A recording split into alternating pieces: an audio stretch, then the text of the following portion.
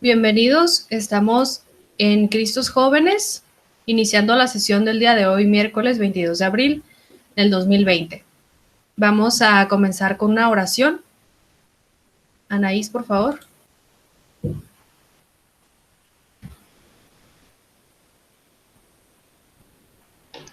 Ok, nos ponemos en disposición en el nombre del Padre, del Hijo y del Espíritu Santo. Amén. Al comenzar esta reunión, Señor, nuestros corazones se levantan hacia ti. En busca de tu mirada, escúchanos, Señor. Da respuesta a nuestras preguntas y ayúdanos en nuestras inquietudes, tú que eres nuestro Dios, en quien nosotros confiamos. En esta reunión ponemos en tus manos nuestros miedos e ilusiones. En tus ojos ponemos la pureza y sinceridad de nuestra búsqueda. Guíanos, Señor, tú que eres bueno, y que tu Espíritu Santo nos ayude en cada paso, que nuestra boca sea hoy la expresión de nuestro interior, que nuestras palabras arranquen de lo profundo y sean verdaderas. Señor, danos un corazón limpio para que podamos ver. A ti abrimos los proyectos y planes de esta reunión. Acompáñanos. A ti ofrecemos lo que somos y lo que tenemos. Acógelo. A ti que eres Dios de la vida, te pedimos fuerza. Anímanos. Que nuestros corazones se alegren y regocijen hoy porque todo lo esperamos en ti. Bendice, Señor, esta reunión y guíala por el camino justo. Amén. En nombre del Padre, del Hijo y del Espíritu Santo. Amén.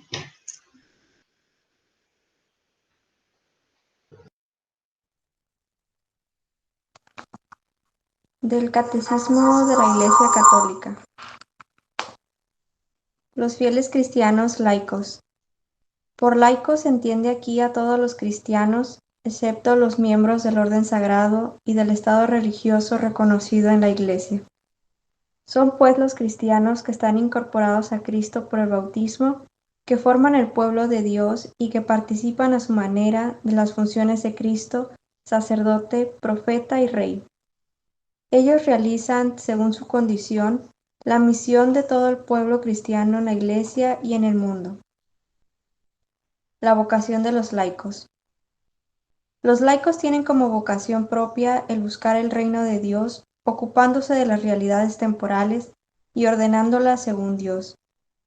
A ellos de manera especial corresponde iluminar y ordenar todas las realidades temporales, a las que están estrechamente unidos, de tal manera que éstas lleguen a ser según Cristo, se desarrollen y sean para alabanza del Creador y Redentor.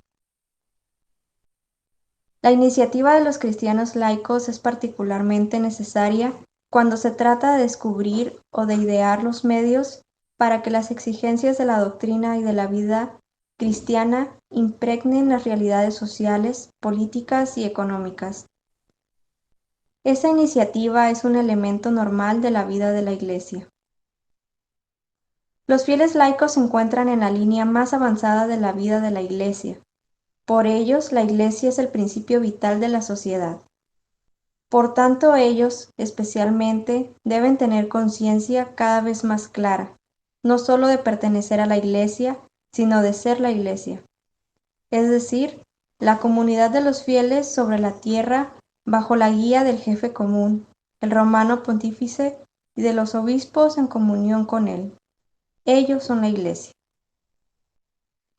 Como todos los fieles, los laicos están encargados por Dios del apostolado en virtud del bautismo y de la confirmación, y por eso tienen la obligación y gozan del derecho, individualmente o agrupados en asociaciones, de trabajar para que el mensaje divino de salvación sea conocido y reconocido por todos los hombres y toda la tierra. Esta obligación es tanto más apremiante cuando solo por medio de ellos los demás hombres pueden oír el Evangelio y conocer a Cristo. En las comunidades eclesiales, su acción es tan necesaria que sin ella, el apostolado de los pastores no puede obtener en la mayoría de las veces su plena eficacia.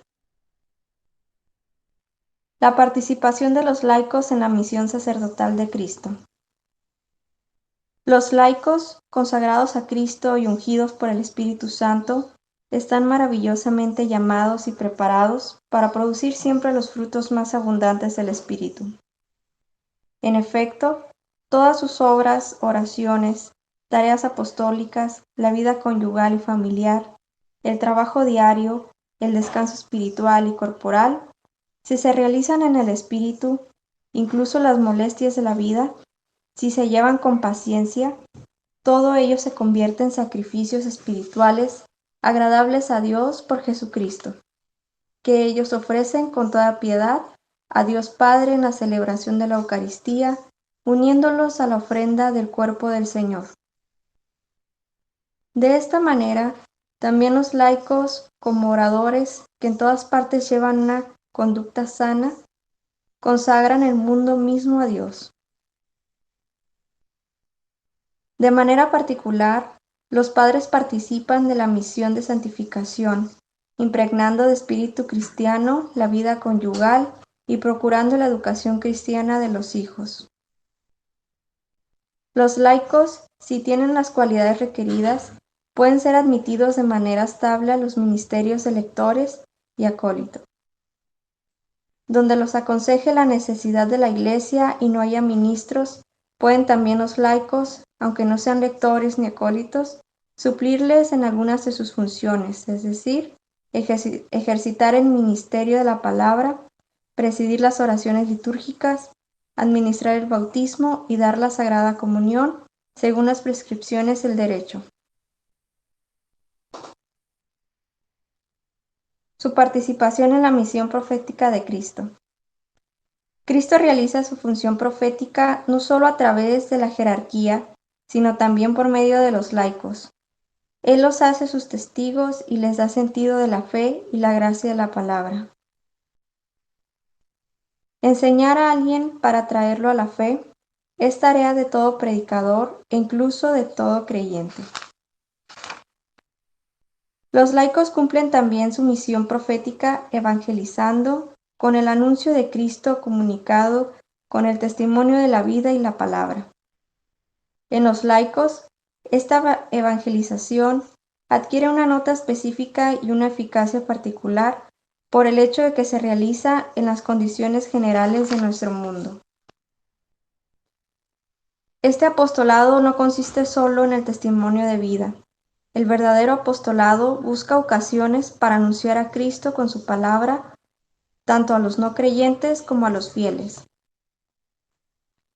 Los fieles laicos que sean capaces de ello y que formen para ello también puedan prestar su colaboración en la formación catequética, en la enseñanza de las ciencias sagradas y en los medios de comunicación social. Tienen el derecho y a veces incluso el deber, en razón de su propio conocimiento, competencia y prestigio, de manifestar a los pastores sagrados su opinión sobre aquello que pertenece al bien de la Iglesia y de manifestarla a los demás fieles, salvando siempre la integridad de la fe y de las costumbres y la reverencia hacia los pastores, habida cuenta de la utilidad común y de la dignidad de las personas. Su participación en la misión real de Cristo. Por su obediencia hasta la muerte, Cristo ha comunicado a sus discípulos el don de la libertad regia, para que vencieran en sí mismos con la propia renuncia y una vida santa al reino del pecado. El que somete su propio cuerpo y domina su alma, sin dejarse llevar por las pasiones, es dueño de sí mismo. Se puede llamar rey porque es capaz de gobernar su propia persona, es libre e independiente y no se deja cautivar por la esclavitud culpable. Los laicos, además, juntando también sus fuerzas, han de sanear las estructuras y las condiciones del mundo, de tal forma que si algunas de sus costumbres incitan al pecado, todas ellas sean conformes con las normas de la justicia y favorezcan en vez de impedir la práctica de las virtudes. Obrando así, impregnarán de valores morales toda la cultura y las realizaciones humanas.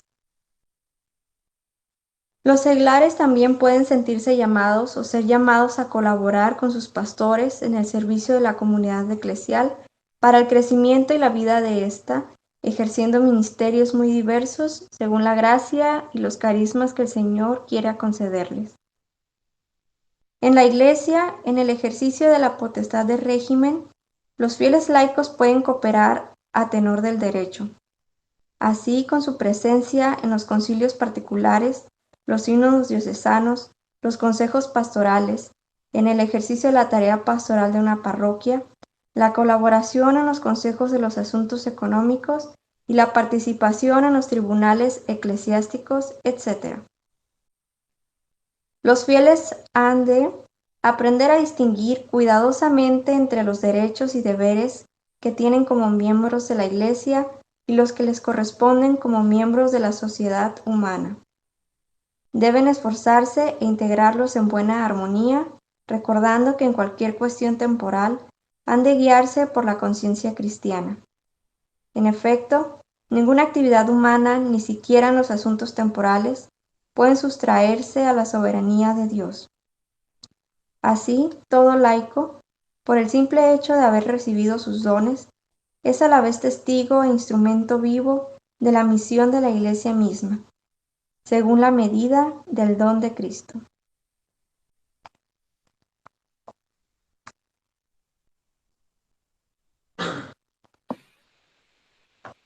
Gracias, Lupita.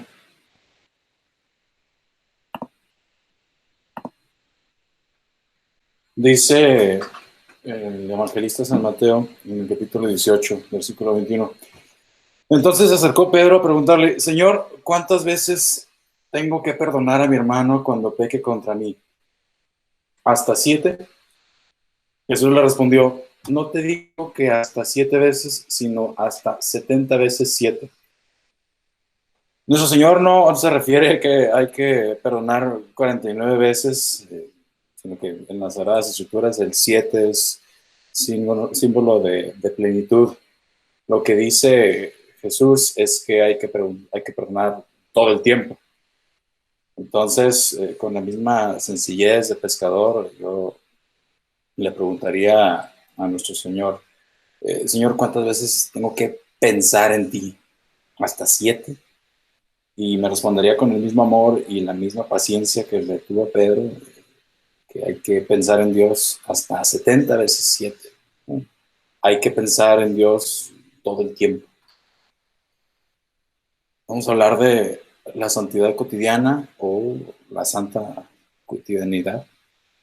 Y me puedes decir: oye, pero tengo muchas cosas que hacer. Tengo un trabajo, hay que poner pan sobre la mesa, tengo un examen que aprobar. ¿Cómo voy a poder pensar en Dios todo el tiempo si tengo mi agenda llena, si estoy todo ocupado? Y bueno, es que hay que recordar que Dios nos creó para una función muy específica, con una razón muy particular, que es volver a Él, irnos al cielo, o en otra palabra, ser santos. Y la mayoría de nosotros hemos sido llamados a santificarnos en la vida cotidiana. La mayoría de nuestras vidas históricamente no se van a parecer a las vidas de los mártires o de los santos de los principios de la iglesia, de los grandes apologetas que luchaban contra las herejías, sino que van a ser vidas ordinarias, comunes, corrientes, pero incluso en esas vidas ordinarias, comunes y corrientes, tenemos que tener por seguro que tenemos vocación a ser santos en esa misma vida ordinaria. ¿Y a qué nos referimos por ordinario? Por ejemplo, cuando se acabe este tiempo en el que estamos, vamos a volver al tiempo ordinario en el año litúrgico. No quiere decir que sea un tiempo aburrido, ni mucho menos, sino que va siguiendo un orden. ¿No? Son las cosas del día a día, las cosas que podemos encontrar en nuestra agenda. Me tengo que levantar, tengo que desayunar, tengo que bañarme, tengo que limpiar mi casa, tengo que limpiar mi cuarto, tengo que ir a trabajar, a la escuela. Hay ciertas cosas que se van repitiendo y que van teniendo un orden. No puedo empezar yendo a la escuela, después desayunar y después bañarme. Y la santidad debemos pensarla así también, no solo en la vida cotidiana, sino también que ordinario implica un orden. ¿Qué hizo nuestro Señor Jesucristo en la multiplicación de los panes y los pescados? Después de que todo el mundo se sació, dice la Escritura que ordenó que se recogieran las sobras, ¿no? Que guardáramos lo que sobró después de comer. que guardemos nuestras herramientas después de trabajar. A un niño, una de las mejores lecciones que le podemos dar es a guardar sus juguetes después de que los use. Esa máxima de que un lugar para cada cosa y cada cosa en su lugar es una forma exquisita, extraordinaria para empezar a encaminar a un niño a la santidad. Es el orden, es el tener atención en esos pequeños detalles, ¿sí? Que son detalles que nadie más puede ver, solo Dios, o a veces solamente la persona que limpia, si es que tenemos a alguien, o nuestra mamá, si es que la que se encarga del aseo, o la persona a la que se le delegó esa tarea, y tenemos roommates, pero si por amor a esas personas, que es su trabajo, nosotros dejamos lo más limpio posible, nosotros ensuciamos lo menos posible, nos estamos santificando, ¿no? Y podemos estar, quizá no entremos todos al canon de los santos de la Iglesia Católica, pero sí podemos entrar al cielo, que al final del día eso es lo que estamos buscando, y eso es santidad. No todo el mundo aquí en la tierra va a saber que somos santos, pero lo vamos a hacer si al final de nuestra vida perseveramos y sobre todo hacia los últimos momentos. Si guardo al final de mi jornada todo esto, me estoy santificando. Andy Warhol, el artista pop del siglo pasado, centraba sus obras también en lo ordinario, en lo cotidiano. Buscaba elevar lo vulgar de un cuchillo de cocina o de una lata de sopa Campbell a lo sublime de la pared de un museo, que normalmente estaba reservado a las grandes obras maestras de arte. Pero este no es el enfoque cristiano. No nos referimos a esto cuando hablamos de elevar lo cotidiano o de santificar lo cotidiano, porque aquí parecería que estaba Andy Warhol queriendo subir lo que no tiene valor para hacer una especie de crítica, una crítica irónica. Y es bastante irónico porque lo mundano, lo humano, nunca puede subir. Eso es lo que distingue al cristianismo de todas las demás religiones, que en nuestra religión no estamos intentando subir por nuestros méritos a Dios, sino que Dios mismo bajó y nos dejó una serie de vías para alcanzarlo. Y eso que nos deja es el lugar en el que nos puso, es la realidad que tenemos. No nos da un reto que no venga con su serie de instrucciones y de herramientas para afrontarlo. No te va a pedir que seas santo haciendo cosas que sobrepasan las cualidades que Él te dio. Pero para que lo cotidiano sea agradable a Dios, debe hacerse con rectitud de intención y presencia de Dios mismo. No basta con ser un muy buen profesionista, no basta con ser un muy buen estudiante si lo estoy haciendo por miedo al castigo, por un premio temporal, porque me dejen salir, porque mis papás no me regañen, porque me dejen en paz, por alimentar mi orgullo, por demostrarle al otro que sí pude. Aunque a lo mejor recibamos felicitaciones de otras personas porque estamos haciendo un buen trabajo, porque estamos formándonos profesionalmente, no tiene nada o muy poco valor ante Dios, porque no lo estamos haciendo con amor, ni con esa rectitud de intención. Y fíjense, el mundo nos va a decir que los esfuerzos no cuentan. Y sí es cierto, sí es cierto. Si yo tengo que poner pan sobre la mesa y para eso tengo que salir a vender, pues no me van a pagar por haberme esforzado al máximo si nadie me compró. Me van a pagar una comisión si se reventas, ¿no? Hay ciertas normas que tenemos que seguir, pero con la vida interior, con este trabajo de santificarnos, el esfuerzo constante vale, aunque nos caigamos a veces, si volvemos a ponernos de pie, ese esfuerzo, si se hizo con amor, vale muchísimo.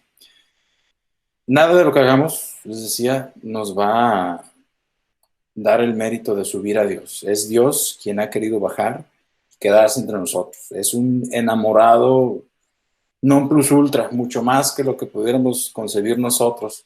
Cuando dos enamorados aquí en la tierra se despiden, lo hacen a pesar suyo, lo hacen porque tienen que seguir con sus responsabilidades, porque uno tiene que irse de viaje, porque ya se tienen que dormir, por mil razones, pero se queda una intención de que ojalá pudiéramos perpetuar esta unión que tenemos ahorita. Bueno, si humanamente tenemos eso, imagínense el amor perfectísimo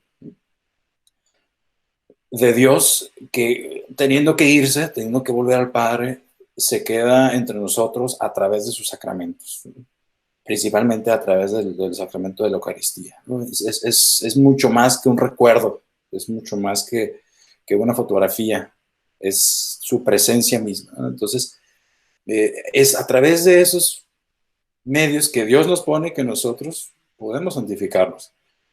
Y gracias a los méritos que Cristo mismo nos obtuvo en su cruz, podemos obtener méritos en nuestra cruz del esfuerzo diario, común y sencillo. Y yo me pregunto, ¿dónde podríamos encontrar una vida común, sencilla y ordenada, llena de santidad? Bueno, sin ir muy lejos, podemos encontrarla en la Sagrada Familia de Nazaret. San José recibe el aviso de ir a Egipto y ¿qué hace? Inmediatamente se prepara y parte con lo que hay, con lo que puede, es diligente. Por diligentes nos vamos a referir a las personas que, dándose cuenta de una necesidad, no la postergan, sí se preparan, no son unos improvisados, pero tampoco se preocupan por, híjole, ¿qué pasa si no logro ver algún detalle ahorita y después ando batallando? Se ponen en las manos de Dios y San José es ejemplo perfectísimo de ello. Nuestra Señora, la Santísima Virgen María, también lo es, y ahorita lo vamos a ver más a fondo, pero San José, habiendo puesto todo lo que estaba humanamente de su parte, se abandona a la providencia y no falla en eso. Hay una reflexión de San José María Escrivá de Balaguer en una de sus homilías que está reunida en el libro Es Cristo que pasa, en punto número 50, que dice así: para comportarse así, para santificar la profesión, hace falta ante todo trabajar bien, con seriedad humana y sobrenatural. Quiero recordar ahora, por contraste, lo que cuenta uno de esos antiguos relatos de los evangelios apócrifos. El padre de Jesús, que era carpintero, hacía arados y yugos. Una vez, continúa la narración, le fue encargado un lecho por cierta persona de buena posición. Pero resultó que uno de los varales era más corto que el otro, por lo que José no sabía qué hacerse. Entonces el niño Jesús dijo a su padre: pon en tierra los dos palos e iguálalos por un extremo. Así lo hizo José. Jesús se puso a la otra parte, tomó el varal más corto y lo estiró, dejándolo tan largo como el otro. José, su padre, se llenó de admiración al ver el prodigio y colmó al niño de abrazos y de besos, diciendo: dichoso de mí, porque Dios me ha dado este niño. Sigue San José María. José no daría gracias a Dios por estos motivos. Su trabajo no podía ser de ese modo. San José no es el hombre de las soluciones fáciles y milagreras, sino el hombre de la perseverancia, del esfuerzo y, cuando hace falta, del ingenio. El cristiano sabe que Dios hace milagros, que los realizó hace siglos, que los continúa haciendo después y que los sigue haciendo ahora, porque non est abreviata manus Domini, no ha disminuido el poder de Dios. Pero los milagros son una manifestación de la omnipotencia salvadora de Dios y no un expediente para resolver las consecuencias de la ineptitud o para facilitar nuestra comodidad. El milagro que os pide el Señor es la perseverancia en vuestra vocación cristiana y divina, la santificación del trabajo de cada día, el milagro de convertir la prosa diaria en endecasílabos, en verso heroico, por el amor que ponéis en vuestra ocupación habitual. Ahí os espera Dios, de tal manera que seáis almas con sentido de responsabilidad, con afán apostólico, con competencia profesional. Por eso, como lema para vuestro trabajo, os puedo indicar este: para servir, servir. Porque en primer lugar, para realizar las cosas hay que saber terminarlas. No creo en la rectitud de intención de quien no se esfuerza en lograr la competencia necesaria con el fin de cumplir debidamente las tareas que tiene encomendadas. No basta querer hacer bien, sino que hay que saber hacerlo. Y si realmente queremos, ese deseo se traducirá en el empeño por poner los medios adecuados para dejar las cosas acabadas con humana perfección. Es decir, no podemos nosotros esperar que Dios ponga lo que nos pide. Sí podemos ponernos en sus manos, pero es como aquel chiste sobresimplificado de la persona que quiere ganarse la lotería, pero nunca compra el boleto. Oye, pues mínimo, en esas interlocuciones anecdóticas, Dios le dice, pues compra el boleto y yo me aseguro de que es el ganador, ¿no? Pero no podemos esperar ser santos si no estamos haciendo lo que nos toca hacer. No podemos esperar nosotros, laicos, que viviendo una vida de únicamente piedad, únicamente fe, únicamente oración, realmente estemos agradando a Dios al 100%. Sí, son pasos esenciales, pero no podemos, por ejemplo, desatender a nuestra familia si somos amas de casa, si somos padres de familia, por estar metidos en el templo. Si analizamos algunos de los misterios del Santo Rosario, vemos también cómo en medio de la cotidianidad, en medio de las actividades ordinarias, abunda la santidad, que es gracia que Dios otorga. Y a nadie más en esta tierra se le otorga gracia que a la que está llena de gracia, nuestra Santa Madre, la Virgen María. Por ejemplo, en la Anunciación, ¿qué hace la Virgen María después de que el arcángel le dice que va a concebir?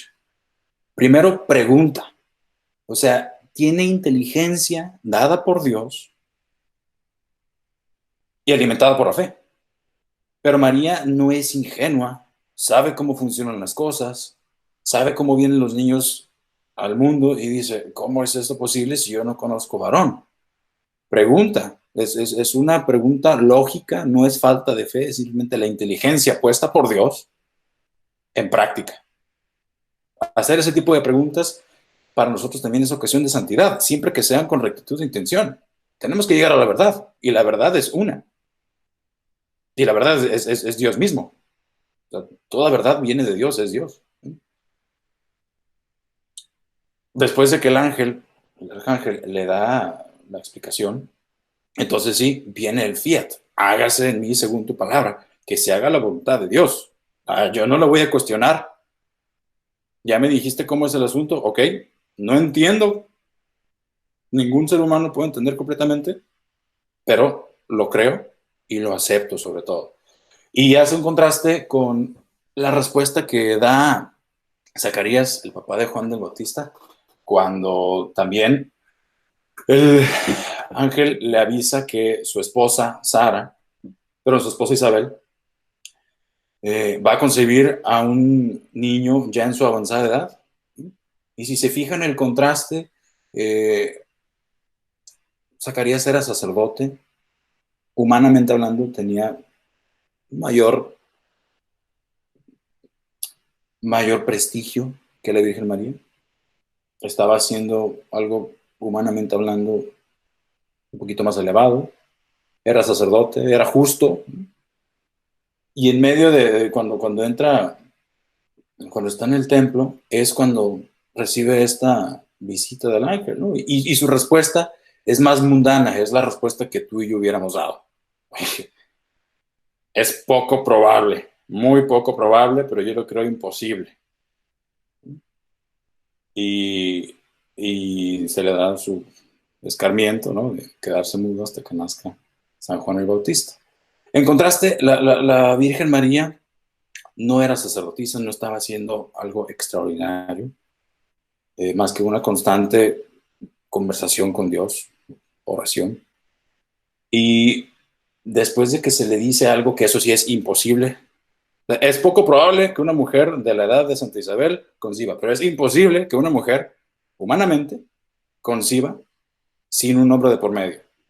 Y ella dice que sí. Entonces, esa sencillez es una pista enorme que nos da este misterio del Rosario, de cómo ser santos, de abandonarnos a la voluntad de Dios y decir, hágase tu voluntad. Y hágase hace eco también con el misterio de las bodas de Caná. ¿Qué dice la Virgen María también? Hagan lo que Él les dice. De nuevo, hagas. ¿Quién es Él? Pues es Jesucristo. Entonces, de nuevo, su voluntad. Y es en medio de una fiesta, en medio de la alegría, hay vino, no tiene nada de malo tomar vino, no tiene nada de malo estar de fiesta, un santo es alegre, un santo es una persona de carne y hueso. En la transfiguración, ¿qué es lo que escuchan Pedro, Juan y Santiago? Este es mi Hijo el amado, en quien me he complacido, escúchenlo. ¿Qué vamos a escuchar de Jesucristo? Sino la voluntad del Padre. De nuevo, nos están dejando las pistas para cómo ser santos. Entonces no es tan difícil eso de ser santo. Por lo menos lo difícil es ser constantes. Lo difícil es realmente sabernos hijos de Dios y abandonarnos. Pero no es por méritos humanos, no es por mucha fuerza, no es por mucho entrenamiento, aunque sí hay que verlo con una actitud deportiva, una actitud de hoy un poquito mejor que ayer y mañana un poquito mejor que hoy, pero siempre abandonados en Dios. Si de repente se nos olvida y pensamos que somos santos porque ya nos leímos la Biblia 3 veces y porque hemos ido a cursos aquí, cursos allá, porque pertenecemos a algún grupo, porque pertenecemos a alguna orden o algo así, estamos yéndonos por un lado que no es. ¿Qué hace, volviendo a la anunciación, qué hace Nuestra Señora en cuanto se entera de que su prima Isabel tiene 6 meses de embarazo? También emprende camino, va a ayudarla, es diligente. Entonces nos está enseñando a nosotros a actuar como santos cuando nos enteramos de que un amigo está enfermo, que un amigo la está pasando mal, cuando no sabemos de un amigo, decimos, oye, ¿cómo estás? ¿Cómo está tu mamá? ¿Cómo está aquel asunto que me platicaste alguna vez? Ese es el tipo de diligencia que la humana más santa que se ha creado nos puede enseñar y nos enseña todos los días. Hay que emprender el camino, aunque nos cueste, aunque nosotros mismos tengamos un dolor, un pesar, una sensibilidad. La Virgen María merecía todos los cuidados del mundo porque estaba llevando en su seno a nuestro Salvador. ¿Quién más que ella? Y ella misma se pone a servir. No en vano hay una especie de eco ahí con lo que va a hacer Jesús en la última cena, servir. Entonces, el servicio es un camino seguro para la santidad. Si no sabes qué hacer, si no te sabes oraciones, ponte a servir, ponte a ayudar a alguien más y créeme que con eso estás haciendo mucho más de lo que puedes entender. En la visitación, cuando llegan a la casa de Santa Isabel, podemos nosotros darle vueltas y hablar 1000 horas, pero quiero hacer una reflexión. La semana pasada, una avioneta sobrevoló arquidiócesis de Tijuana con el pasajero más importante de toda la historia, ¿no? Jesús sacramentado. Y mientras las 3 ciudades recibían literalmente desde el cielo la bendición, reflexioné que los colores de esa avioneta eran el blanco y el azul, ¿no? Los colores marianos. Y dije, órale, mira, son los colores de nuestra madre, que también nos trae a Cristo, ¿no? Ella trayendo al bebé en su seno, es la primera apóstol. Lleva a Cristo a los suyos, a sus familiares, ¿no? A la casa de Zacarías, de Santa Isabel, de Juan el Bautista, todavía no nato, en el vientre de su madre, y salta, ¿no? Y todos los católicos estamos llamados también a ser apóstoles en nuestra vida cotidiana. Estamos llamados a servir a nuestros seres queridos con esa misma diligencia y con los pequeños detalles, pequeños gestos que van a pasar desapercibidos, probablemente van a pasar malagradecidos muchas veces, pero que ojalá nuestros amigos también sientan la alegría de Bautista Nonato cuando nosotros los saludemos, que sientan a Cristo en nosotros, que le llevemos la presencia de Cristo, la buena nueva, que digan, oye, es que cuando hablo contigo hay algo diferente, siento una paz, siento que me escuchas, siento que me quieres. Quizá tengamos amigos que no lo verbalicen así, sobre todo si somos hombres, pero que lo sientan, que lo sepan, que se sepan queridos. ¿No? Y no lo hacemos para sentirnos bien y ni para que nos digan, oye, sabes que eres una excelente persona, eres un santo, sino que realmente podamos nosotros ser oportunidad de abrirles la puerta a lo mejor un acercamiento a Dios, a lo mejor un reacercamiento a Dios. ¿No? Muchas veces somos nosotros la única persona o la última persona que esa persona tiene en la vida que les pueda dar una oportunidad de hablarles de Dios. Tú no sabes. Y no tienes que quedarte a ver. Y no vas a decir, oye, ¿cómo vas con la vida espiritual? A ver, platícame. No, en la intimidad, en la confianza. El niño perdido llega en el templo, ¿no? El quinto misterio gozoso. Allí Jesucristo nos enseña a los que tenemos todavía nuestros papás a vivir el cuarto mandamiento, o el dulce precepto, dicen por ahí, ¿no? La obediencia, que la obediencia es el acto más grande de libertad. ¿Tienes a tus papás? ¿Vives con ellos todavía?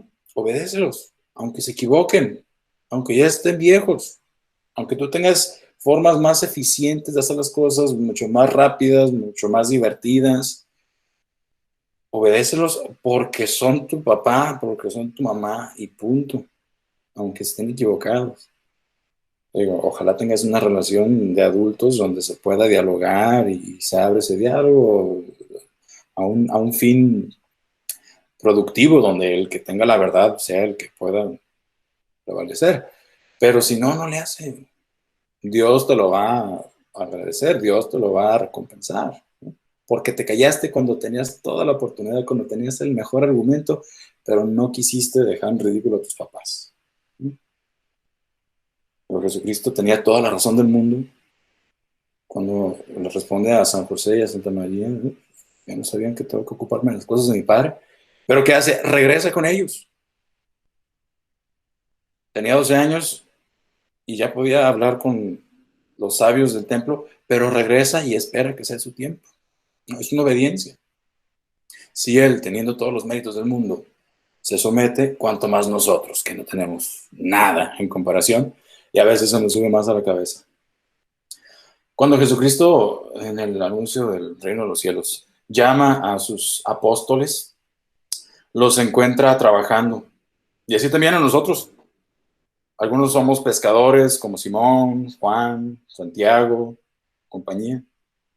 Otros a lo mejor somos recaudadores como Leví.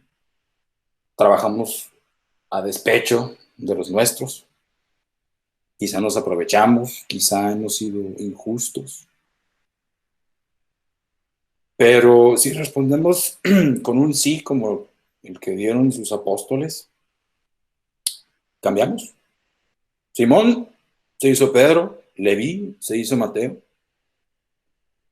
La diferencia aquí es que cuando Cristo nos habla, lo más probable es que sigamos en nuestra profesión, pero no vayamos a cambiar la vida cotidiana por una vida monástica o vida sacerdotal. Por lo menos la mayoría de nosotros no, estamos llamados a ser laicos.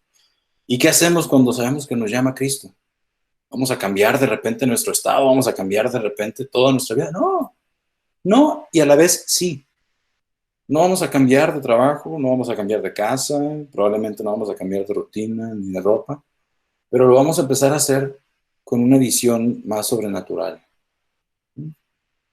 Y tal vez como Zaqueo, podamos decir, bueno, Dios, si en algo he engañado, me he aprovechado de la gente, se los restituiré y con creces, ¿no? Intentaré mundanamente darles de vuelta lo que les he quitado y un poquito más, ¿no? Por haberlos ofendido y por haber ofendido sobre todo a Dios. ¿Y qué pasa si no tienes que trabajar? A lo mejor Dios te dio los dones para no tener que trabajar. A lo mejor vives de tus rentas, a lo mejor eres un empresario, a lo mejor tu trabajo es administrar la fortuna familiar. Que bueno, es una bendición, es un don que Dios te da. Pero Dios te llama igual a esforzarte y a poner esos regalos en servicio de los demás. No tiene nada malo ser rico. Nada más hay que saber qué tipo de rico voy a ser. Voy a ser el de la parábola, el pulón, que se va al infierno, porque no sabe atender a los que lo necesitan. O voy a ser como el joven rico que se entristeció cuando Jesucristo le dijo que vendiera sus cosas, que los regalara a los pobres y que los siguiera. Y se fue muy triste porque tenía muchas cosas. O si me tocó la bendición de ser rico en este mundo, voy a poder ser como José de Arimatea, que estuvo allí al final para poder darle sepulcro a Jesucristo. O los grandes amigos de Jesús, Lázaro, Marta y María, que ponían sus bienes al servicio de los apóstoles. Cooperaban. Muchas veces nosotros podemos hacer eso y nos estamos santificando si lo hacemos con rectitud de intención. Si lo hacemos para deducir impuestos o si lo hacemos para que otros nos aplaudan, dice la Escritura, pues te aseguro que ya recibiste tu recompensa. A mí me encanta pensar, como hombre no tengo ocasión de vivir esto humanamente.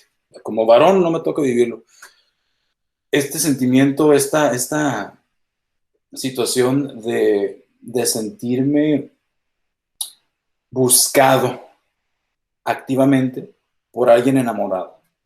A los hombres generalmente es a quienes nos toca como enamorados buscar y tener una actitud más activa.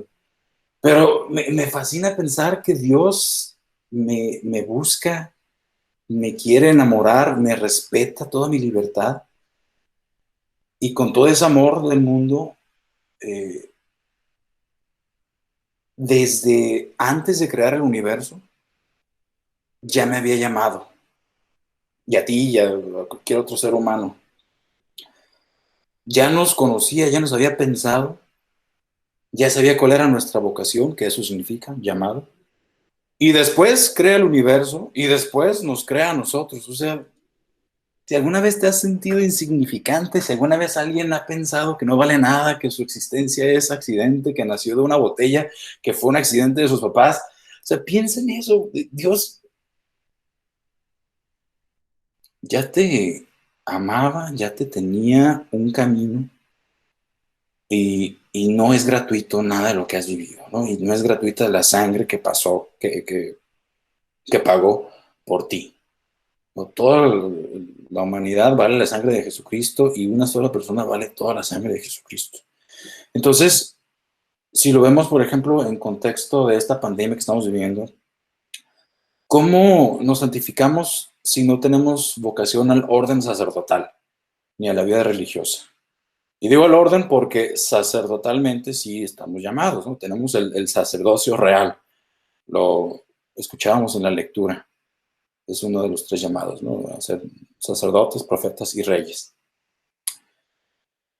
Y como sacerdotes, todo lo que hacemos es una ofrenda al Señor. Entonces hay que ponerme a pensar, si todo lo que yo hago es una ofrenda al Señor, ¿le estoy dando lo mejor? Dios no te llama a estar metido todo el día en el templo porque ya te metió en la familia, ya te metió en una escuela, ya te metió en un grupo de amigos, ya te metió en una oficina, en un noviazgo, en una amistad, ya te metió en una fila para pagar en un supermercado, ya te metió en un club de ajedrez, en una fiesta, en una sesión de videojuegos en línea, ya te metió en un grupo de WhatsApp. ¿Cómo te estás portando ahí? ¿Qué estás haciendo para que los que te rodean la pasen mejor? Y no solamente que la pasen más a gusto, sino que para que conozcan también a Jesucristo. Allí donde te metió es donde te pide que te santifiques. Que santifiques tus acciones y que santifiques también a los que te rodean. Ahí te dice, pídeme y te daré. ¿Qué nos va a dar? Pues nos va a dar todo lo que necesitamos para agradar al Padre.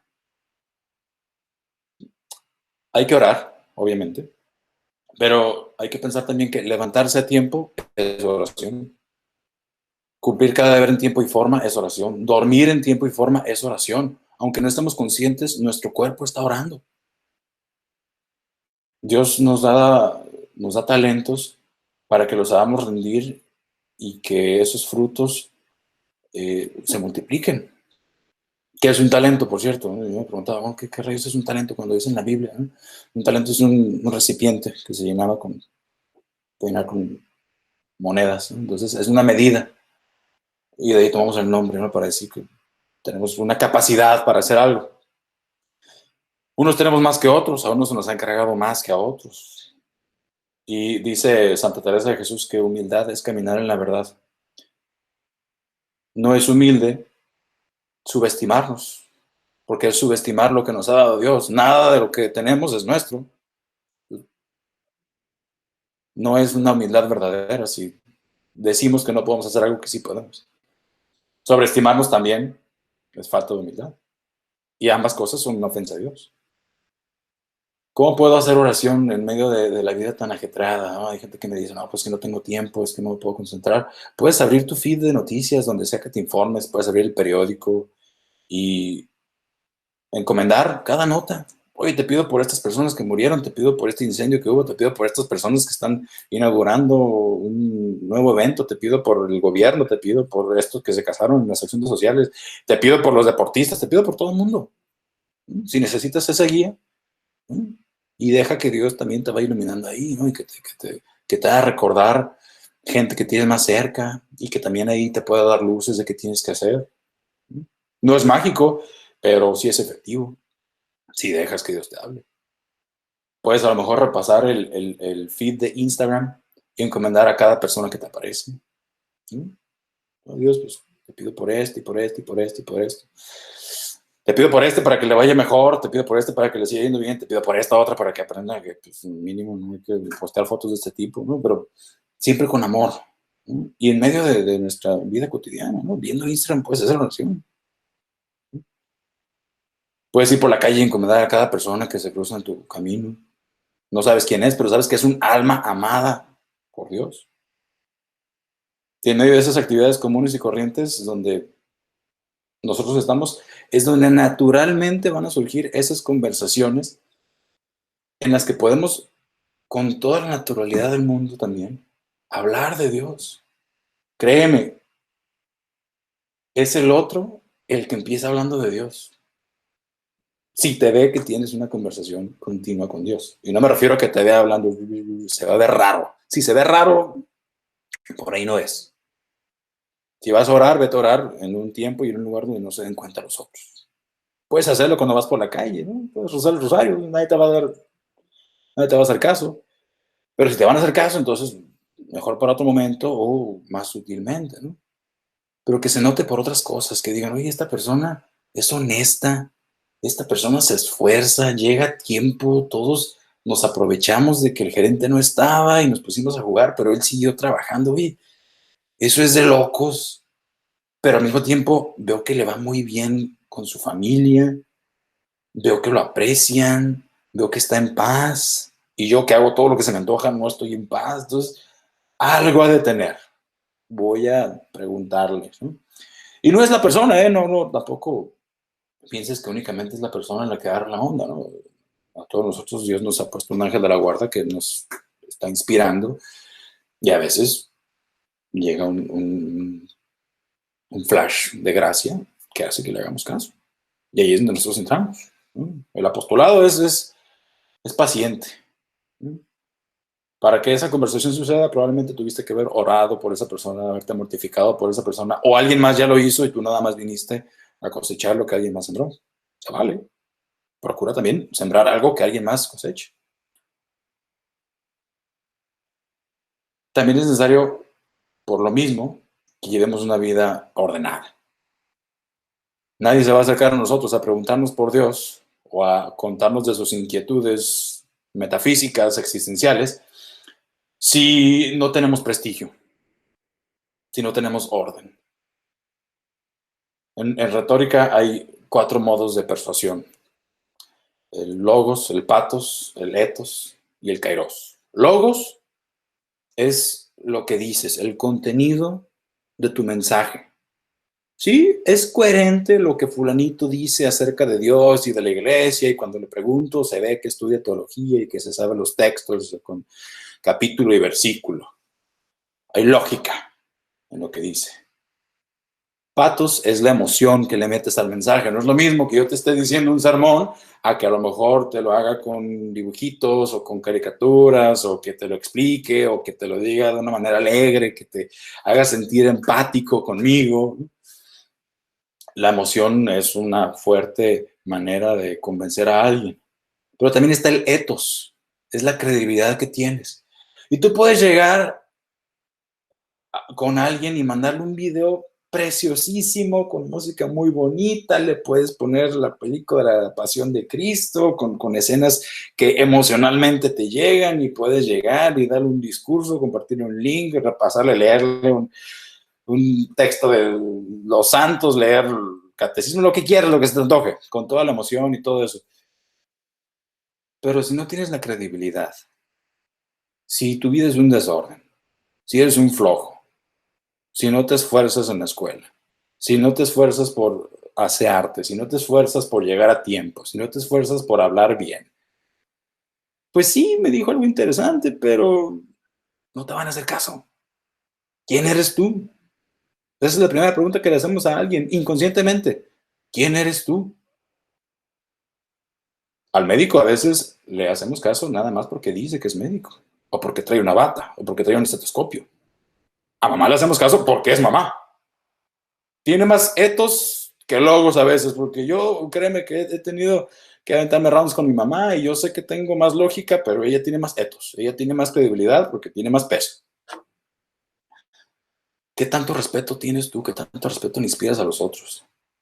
Por eso es importante que nos conduzcamos bien, no aburrida y seriamente, sino bien, serios cuando hay que estar serios y alegres cuando hay que estar alegres.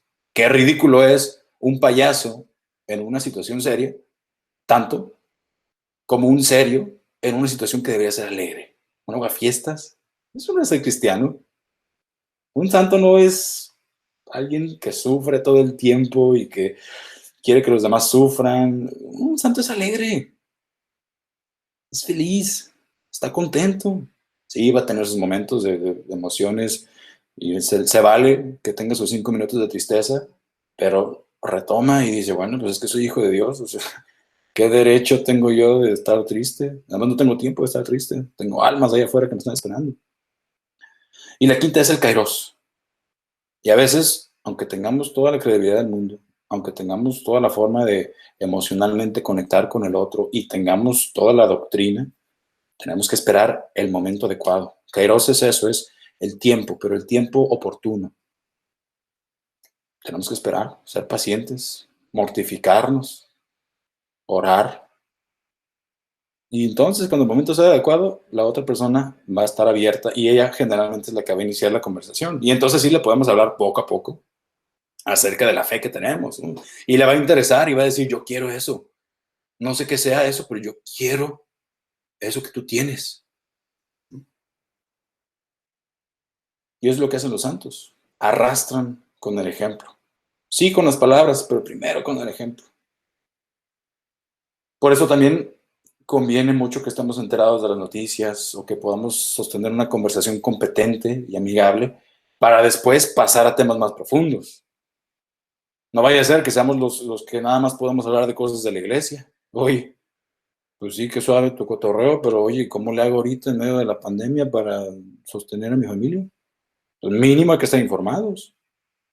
Mínimo hay que mostrar un interés en las cosas del otro y decir, órale, lo que tú me platicas, yo una vez lo escuché en las noticias o lo acabo de leer en un libro, ¿no? Y te agarras platicando ahí es donde haces la amistad. Solamente en medio de la amistad podemos hacer apostolado. No puedo llegar así como nuestros hermanos protestantes, que a veces tienen más celo, pero llegan muy en frío. Oye, espérate, ¿y tú quién eres? Primero invítame una cerveza, primero vamos a comer y entonces más o menos podemos ir platicando, ¿no? Dice el Evangelio también en San Mateo, capítulo 10, versículo 16. Mirad que yo os envío como ovejas en medio de lobos. Por eso, sed sagaces como las serpientes y sencillos como las palomas. Tampoco hay que pecar de ingenuidad. Sí, hay que ser inocentes, hay que ser puros, hay que ser castos, pero eso no quiere decir que no sepamos cómo funciona el mundo. Pues acabo de decir hace rato, la Santísima Virgen María era casta, era pura, pero sabía muy bien cómo funcionaba la procreación humana. Por eso pregunto, ¿cómo es esto posible si yo no conozco varón? También nosotros tenemos que saber para que no nos vayan a agarrar en curva. Una cerveza con un amigo te puede santificar, Pero una cerveza además que te empieza a embriagar y que te empieza a quitar libertad y puede ser ocasión de conversaciones, de actitudes, de pensamientos que denigren tu persona o que denigren a otros, entonces ya es pecado. Eso es todo menos santificación. Lo que suave hacerme santo tomando un vinito con mis amigos, pasándola bien, descansando bien. Un buen descanso es hacerse santo. Para los que tienen vocación al matrimonio, las relaciones conyugales dentro del matrimonio son ocasión de santificación. Y lo mismo fuera del matrimonio son ocasión de todo lo contrario, te alejas de Dios. Pero qué suave que haciendo las cosas que nuestro Padre infinitamente sabio le puso placer, ¿no? Comiendo bien, me santifico. Haciendo deporte me santifico. Jugando videojuegos me santifico. En justa proporción, en su lugar, en su forma, en su tiempo. Dice Fulton Sheen en un libro que se llama Three to Get Married, o Tres para casarse en español. Cuando alguien se quejó con Santa Catalina de Siena de que estaba muy obsesionada con asuntos temporales como para pensar en Dios, ella respondió: somos nosotros quienes hacemos temporales las cosas. Todo lo que viene de Dios eterno es bueno. Sheen continúa diciendo que esta es la alternativa presentada a cada esposo y esposa. Este libro habla acerca de cómo vivir el matrimonio santamente y cómo tiene que existir Dios. Él es la tercera persona, ¿no? Son tres para casarse. Y esta alternativa presentada a cada esposo y esposa es erotizar el matrimonio o eternizar el matrimonio. Los actos terrenos pueden ser casi los mismos, o sea, lo que hacemos puede ser lo mismo, pero la prioridad debe ser Dios. O sea, por fuera, a lo mejor un ser humano ve a una persona que se está santificando y una persona que no, y no sabe distinguir. Pero interiormente nuestra alma, créeme que o estamos en comunión con Dios o nos estamos separando poco a poco con los pecados veniales, con las imperfecciones, o de plano rompemos la relación con Él con los pecados mortales. Y yo digo que esta alternativa que Fulton Sheen menciona también se nos presenta en la vida diaria. O sensibilizamos cada tarea o la eternizamos. O hacemos las cosas porque nos dan placer o las hacemos para agradar a Dios. Por eso en medio de nuestras actividades cotidianas, si tenemos presencia de Dios, naturalmente también van a venir las mortificaciones, ya sean las voluntarias o las involuntarias. Y hay que recordar también que la mortificación es la oración de los sentidos. Nuestro cuerpo también está orando. Mortificación a lo mejor suena feo, pero es realmente hablar con Dios y decirle: Dios mío, tú te moriste en la cruz. Tú sufriste muchísimo más que yo. Cualquier cosa que me pase aquí, entre el dolor más insignificante hasta la muerte más dolorosa, es nada comparado con lo que tú sufriste, y cualquier cosa que yo sufra, la uno a tu sacrificio. Esa enfermedad, esos problemas económicos, esa incertidumbre que tienes, digo, yo no sé cómo voy a pagar la renta. Bueno, San José no sabía, pero nunca perdió la paz. Si te fijas a San José, me lo traen de aquí para allá. San José siempre está dormido cuando le están hablando, y entonces eso le da la oportunidad de que tan pronto como se despierta, es un hombre de acción. Por lo menos si lo hubieran agarrado al mediodía, bueno, pues no lo agarran tan en frío, ¿no? Ya tuvieron media mañana para sacar sus pendientes y bueno, vámonos a Egipto ya después de que hayamos comido, ¿no? De noche. Lo agarran dormido y entonces inmediatamente, en cuanto amanece o en cuanto se despiertan, hay que tomar acción, ¿no? A veces así nos agarra la vida, no estamos preparados y nos tenemos que ir o tenemos que soportar algún gasto para el que no estamos preparados. Bueno, Dios, te lo ofrezco. Esa incertidumbre, esas calumnias que a veces nos vienen, hay que ofrecerlas. Y a través de la comunión de los santos, las ofrecemos no nada más para santificarnos a nosotros, para salvarnos a nosotros, sino a veces también las podemos ofrecer por las almas, tanto las que están aquí en el mundo, la iglesia militante, como las que están en el purgatorio, para sacarlos del purgatorio más pronto y que ya puedan gozar de la visión beatífica y de la plenitud del cielo con Dios. Y entonces a lo mejor eso es algo que nos ayuda un poquito más, ¿no? Ponle nombre y apellido a cada taza de café que te encanta, pero que hoy te vas a privar. Que o a lo mejor en vez de tomártelo al principio del desayuno, lo vas a dejar a la mitad o al final del desayuno. Ponle nombre y apellido a cada repetición del ejercicio que haces en el gimnasio, sobre todo la que más te cuesta. Ponle nombre y apellido a cada parada que haces en el transporte público y que se va poniendo más apretado y que va oliendo peor. Y, Dios mío, esto va por mi amigo, por mi hermano, por mi mamá que está sufriendo. Por favor, tenlo en cuenta para su beneficio. O te lo pido por mi abuelito, por mi tatarabuelo, por los que hoy fallecieron. Te lo ofrezco. Y entonces ya se vuelve un poquito más soportable. Y dices, bueno, no estoy solo, estoy con Jesús, pero aparte, puede que le estés ayudando a otra alma.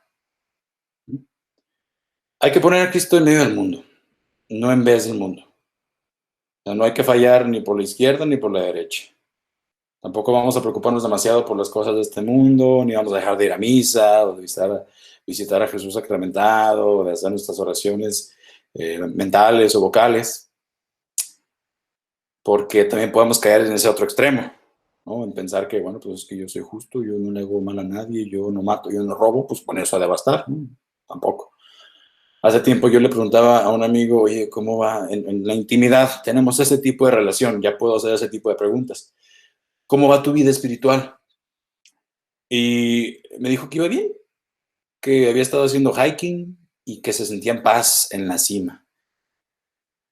Me dio gusto que se tomara esos momentos para reflexionar, pero también me dio un poquito de tristeza que para él la espiritualidad fuera algo abstracto, algo sin presencia de un Dios con personalidad. Pues de hecho, son 3 personas, ¿no? Completamente ajeno a una realidad cercana, ¿no? Amoroso, un Dios con el que se platica, sino que para él espiritualidad es una especie de filosofía posmoderna, un poquito oriental, de estar en comunión con el cosmos y ser uno con todos, ¿no? Una espiritualidad incompleta, que está basada en sentirme bien, ¿no? En sentir. Eso no es santo. Sentir bonito no es santo. Sí, cuando Dios nos da la gracia, hay que agradecerla. Gracias, Dios mío, porque me hace sentir bien, porque me hace una caricia. Pero cuando no, ahí es donde también tenemos que nosotros ofrecerlo. Lo santo es cumplir el deber, cueste lo que cueste. Aunque no haya emociones. Si las hay, agradecelas. Si no las hay, lo más perfecto es no pedirlas. No hay que confundir la santidad cotidiana con sensibilidad mundana. Ni mucho menos hay que creer que basta con esta actitud honrada que les digo, ¿no? Pues yo me porto bien, no le deseo mal a nadie, no mato, no robo. Hay que tener mucho cuidado con no descuidar los sacramentos, que Jesucristo los dejó para que seamos santos también. ¿No? Es todo. No es una cosa o la otra, es todo.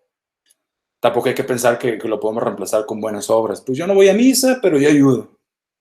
De algo me ha de contar. Sí, te ha de contar. Y Dios al final del día es el único que juzga. Pero ¿para qué te pones en peligro? ¿Para qué pones en peligro tu alma? Y peor aún, ¿para qué pones en peligro el alma de otras personas que te pueden estar observando y haciéndote caso o imitando? No son nuestros méritos al final del día, ¿eh? Todo lo que hagas no son tus méritos, sino la gracia, lo que te permite estar en comunión con Dios y ser santos, ¿sí? Te esfuerzas lo suficiente. Entonces la nuestra debe ser una fe operativa. Ora et labora, dice San Benito. Hay que contemplar al Señor como María, la de Betania, y también hay que cumplir los deberes como Marta, su hermana.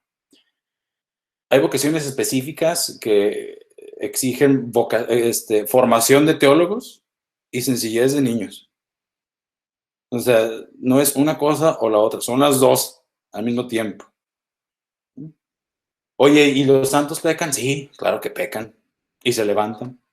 Y se saben hijos de Dios y acuden al sacramento de la reconciliación. Y vuelven a la lucha. Y a veces ganan y a veces pierden. Y ganan y pierden. Y ganan y pierden. Y a veces ganan y pierden. No importa. Mientras haya lucha, mientras haya vida ascética, hay vida interior. Nunc cepi, dice por ahí. Ahora comienzo. O mejor dicho, ahora recomienzo. Porque a lo mejor mi conversión ya fue hace tiempo. Y hoy tengo que volver a empezar. Y mañana voy a tener que volver a empezar porque iba bien, iba muy bien. Y de repente, chin, ya internamente ofendí a alguien. O externamente dejé de hacer todo el bien que podía hacer. No pasa nada. Dios mío, perdóname. Gracias porque me das la forma de recomenzar. Y vuelvo a comenzar. Ahora comienzo. Volviendo al libro de Es Cristo que pasa, y ya para terminar, en el número 76 dice San José María: nunca me han gustado esas biografías de santos en las que con ingenuidad, pero también con falta de doctrina, nos presentan las hazañas de esos hombres como si estuviesen confirmados en gracia desde el seno materno. No, las verdaderas biografías de los héroes cristianos son como nuestras vidas. Luchaban y ganaban, luchaban y perdían. Y entonces, contritos, volvían a la lucha. No nos extraña que seamos derrotados con relativa frecuencia, de ordinario y aunque siempre en materias de poca importancia, que nos punzan como si tuvieran mucha. Si hay amor de Dios, si hay humildad, si hay perseverancia y tenacidad en nuestra milicia, esas derrotas no adquirirán demasiada importancia, porque vendrán las victorias, que serán gloria a los ojos de Dios. No existen los fracasos si se obra con rectitud de intención y queriendo cumplir la voluntad de Dios, contando siempre con su gracia y con nuestra nada. Le pedimos a nuestra Madre Santísima que nos lleve de la mano hacia su Hijo, aprendiendo a ser santos como ella. ¿Cómo es esto? Obedeciendo la voluntad de Dios, atendiendo alegremente un hogar y estando al pendiente de los que amamos. Así de sencillo. Si quieres ser santo, haz lo que debes y está en lo que haces. Nunc cepi. Hoy comienzo. ¿Por qué? Porque para ser santos en las cosas de cada día hay que vivir así, un día a la vez. Te damos gracias, Dios mío, por los buenos propósitos, afectos e inspiraciones que me has comunicado en esta meditación. Te pido ayuda para ponerlos por obra. Madre mía Inmaculada, San José mi Padre y Señor, ángel de mi guarda, interceded por mí. En el nombre del Padre, del Hijo y del Espíritu Santo. Amén.